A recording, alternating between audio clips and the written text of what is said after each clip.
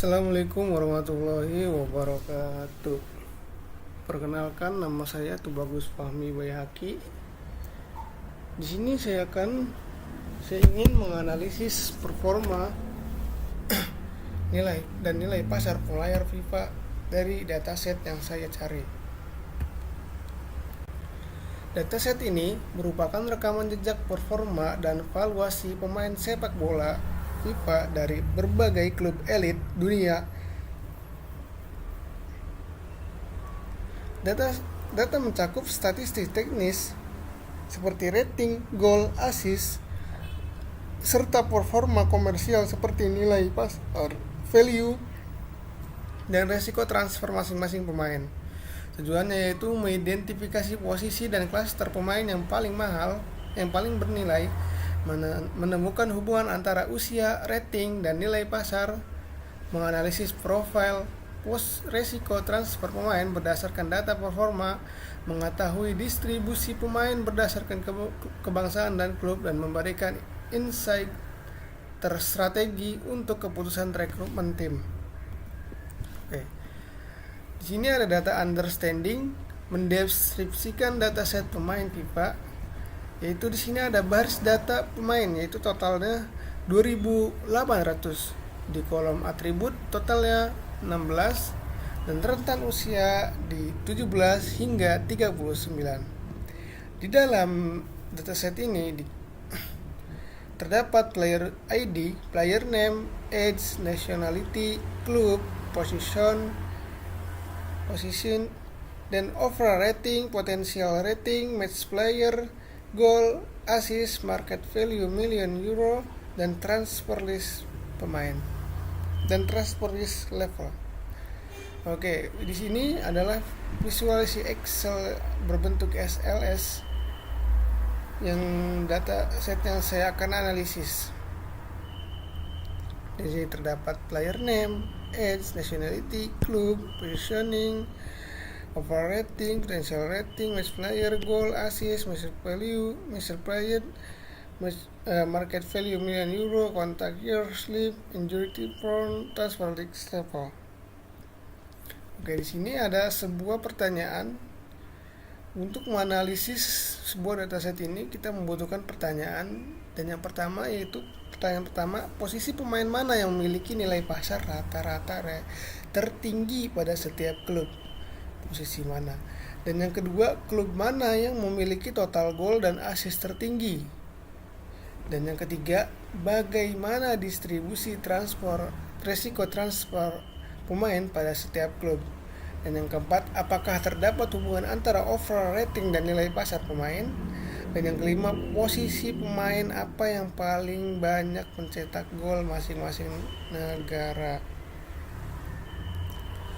Oke, di sini hasil analisis question yang pertama yaitu visualisasi menunjukkan perbandingan pasar pemain berdasarkan posisi penyerang, gelandang, serang seperti CM central mid, CDM central defense mid, dan sayap seperti left wing atau right wing cenderung memiliki nilai pasar yang lebih tinggi dibandingkan posisi pertahanan maupun penjaga gawang. Hal ini menunjukkan bahwa klub lebih banyak berinvestasi pada pemain yang berkontribusi langsung terhadap produktivitas serangan, meskipun terdapat sedikit perbedaan antara klub. Pola investasi pemain penyerang terlihat lebih relatif konsisten. Ini kita lihat sebuah data visualisasi. Di sini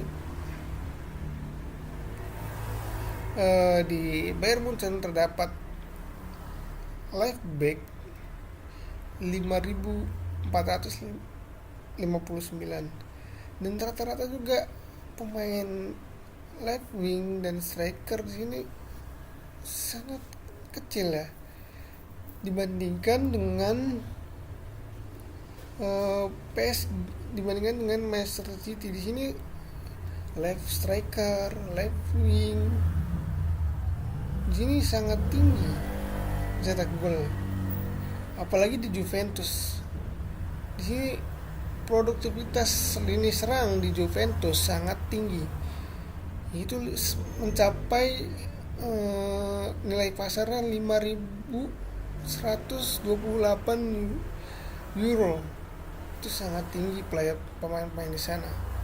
Pemain-pemain di sana dengan striker, left wing dan CB itu sangat-sangat tinggi. Mungkin player di Juventus itu sangat berkualitas.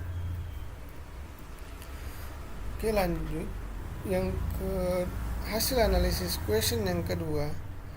Grafik memperlihatkan total gol dan assist setiap klub.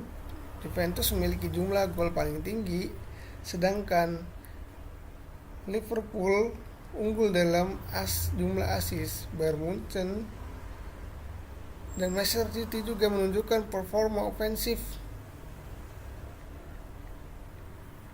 yang cukup tinggi.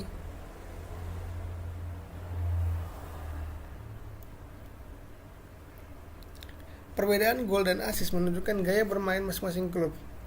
Klub dengan assist tertinggi biasanya memiliki kerjasama tim yang baik dalam membangun serangan. Artinya Juventus menjadi klub dengan produktivitas gol tertinggi dan Liverpool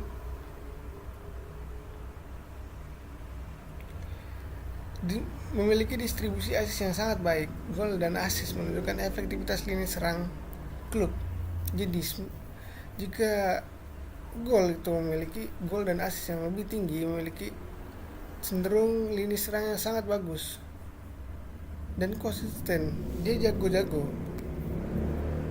Oke, lanjut hasil analisis question yang ketiga, yaitu diagram memperlihatkan bahwa sebagian besar pemain di klub berada pada kategori low risk. Presentasi pemain dengan risiko transfer tinggi, high risk, relatif lebih sedikit dibandingkan kategori lainnya. Hal ini menunjukkan bahwa mayoritas pemain masih memiliki kontrak yang aman dan kecil kemungkinan berpindah klub pada waktu dekat. Di sini di visualisasi ini saya menunjukkan untuk menganalisis klub mana yang memiliki presentasi risiko transfer yang sangat kecil gitu. Di sini saya melihat ada di Manchester City. Semakin tinggi persenannya, maka presentasi kecil dalam resikonya itu sangat tinggi gitu. Jadi pemain-pemainnya itu bagus-bagus karena presentasi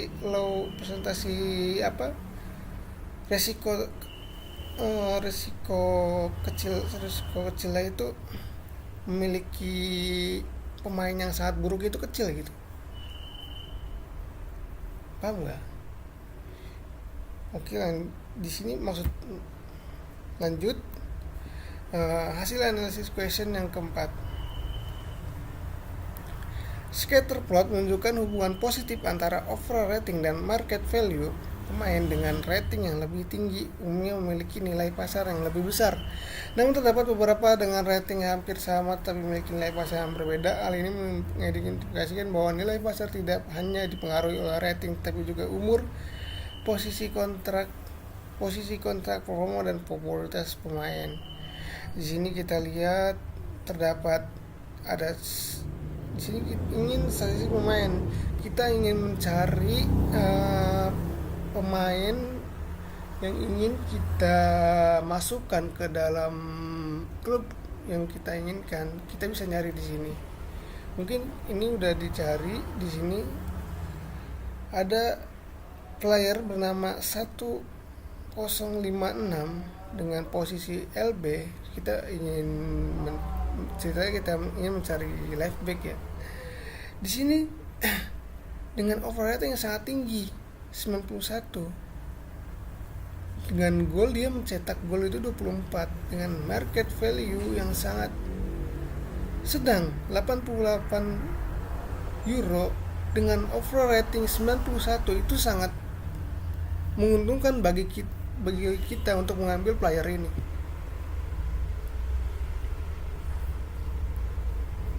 Jadi kesimpulan, rating yang tertinggi cenderung meningkatkan nilai pasar. Tidak semua pemain dengan rating sama memiliki harga yang sama. Faktor lain juga mempengaruhi market value.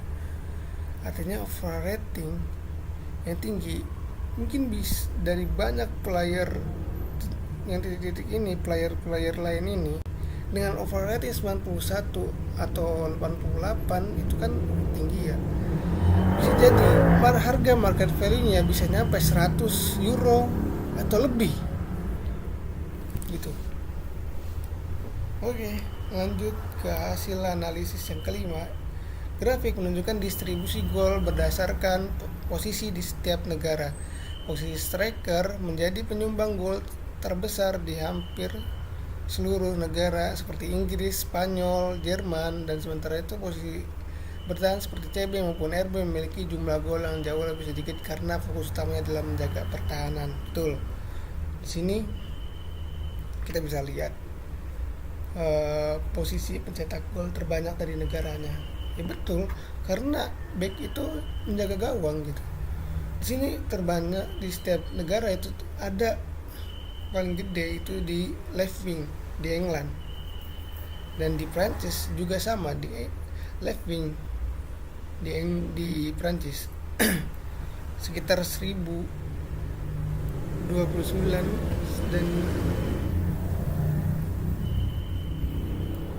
dan di England itu sekitar 1026.